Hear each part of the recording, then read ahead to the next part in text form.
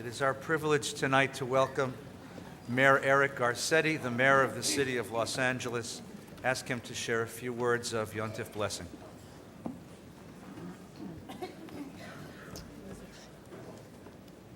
Thank you so much, Rabbi Feinstein, and good Yontif, everyone. Chag Sameach and Shana Tova. May this be a sweet year for everybody. And thank you so much for the invitation to come here tonight. Congressman Sherman, always a joy to be with you and an honor. And coming home here is literally coming home. If you can squint, you can see the home that I grew up on Woodley Avenue between Magnolia and the Boulevard. I used to go every week to the IHOP down here and the McDonald's across the street after Encino Little League, and I'll stop talking about food now, but it's very much home to be right here and to celebrate with you, to be at this moment of cleansing and this moment of reflection. You know, for me, Kol Nidre has always been a holy and shrouded day.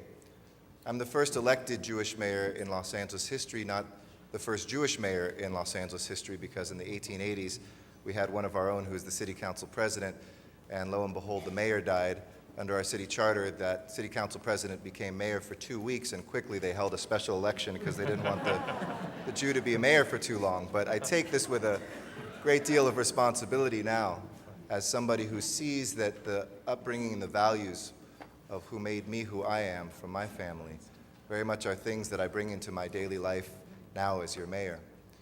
Kol Nidre, of course, is shrouded in all sorts of uncertainty. The romantic version of it is that it was a prayer to allow our forebears to release themselves from the often violent conversions that they had, those in Spain and other places who were forced to change their religion. But if you look at the research, of course, that's been dispelled.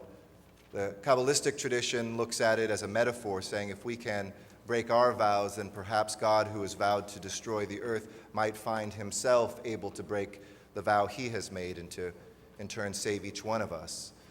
But I'm reminded of a joke that a friend told me recently about the Consul General of Israel. Of course, not the current one. He's a dear friend. David Siegel will change the joke to protect the innocent. But the Israeli Consul General is late to go to Wilshire Boulevard Temple.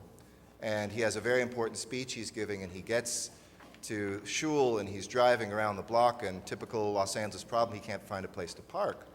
So he goes around and around the block. He's still nothing. Everything is just locked in. He's going to be late. It's a very important speech about the state of Israel.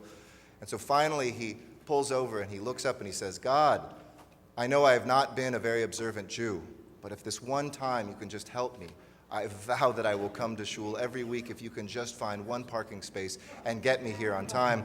And miraculously, a car right in front of the shul pulls out right in front of the stairs, and the Consul General pulls in there and he looks up and says, don't worry, God, I found a space. And it raises the challenge to each one of us of how we deal with our vows. Do we laugh them off? Do we embrace them? Do we stop making them because each year we come here? That old kind of definition of what is crazy, to repeat the same behavior and think that it will change.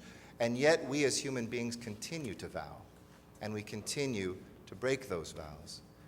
For me as a mayor, today I stood, and Rabbi Noah is somebody who serves on the Los Angeles Homeless Services Authority. And homelessness is an issue since I was a boy here in Encino that I've cared deeply about. As a 14-year-old, I used to go to Skid Row and serve meals to those Angelinos most needy. Now, suddenly, I'm the 42nd mayor of this town, and we see tents everywhere, and we see people sleeping underneath our overpasses and on the off-ramps, and all of us as Jews, as people, are compelled to do something. And a year and a half ago, we looked first at those veterans who were coming home from war and realized we had about 4,000 or 5,000 of them sleeping in our midst who were homeless. Those who defended this nation and then came home to no home, sleeping in cars or storage units or worse on the streets. And so I made a vow, one that was inspired by the First Lady of this nation, who asked us to try to end this scourge of homeless veterans, to end homelessness among our veterans by the end of this year. And we only had 2 years to meet that deadline. I was a new mayor, but I took the pledge.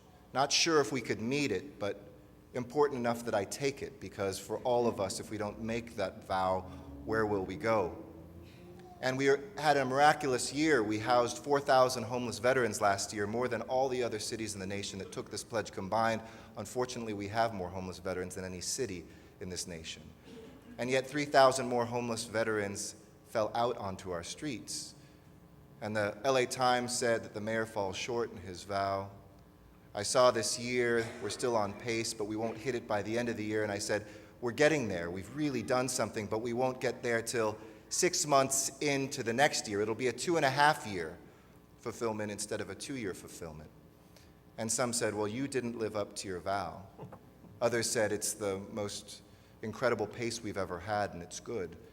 And so I go home at night sometimes and think about this and the other pledges that all of us as caring Jews and caring Angelenos make to one another, to our families, to our communities, and in some cases to our city. And in no way do I want to retreat when I reflect. Because Kol Nidre is at once looking at vows that are both holy and human.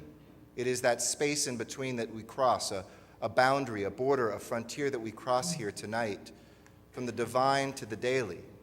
Because if we stopped making vows, we would stop aspiring to the divinity that is inside of us, stop reaching to God to try to make more perfect this world. And yet if we didn't fall short, we would not be human.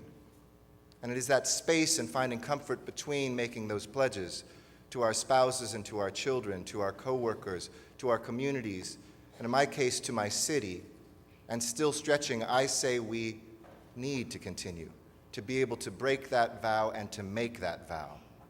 So let this be a moment for us to reflect on the vows that we've broken, yes, but not just mark history, but make history, and to think forward in this year, in this city that needs our help to heal it.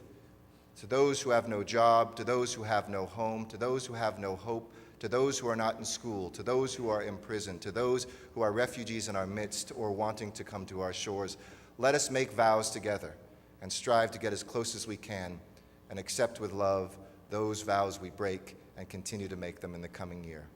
May this be a sweet year for you, a sweet year for our city. Thank you all so much, and Shana Tova. Thank you.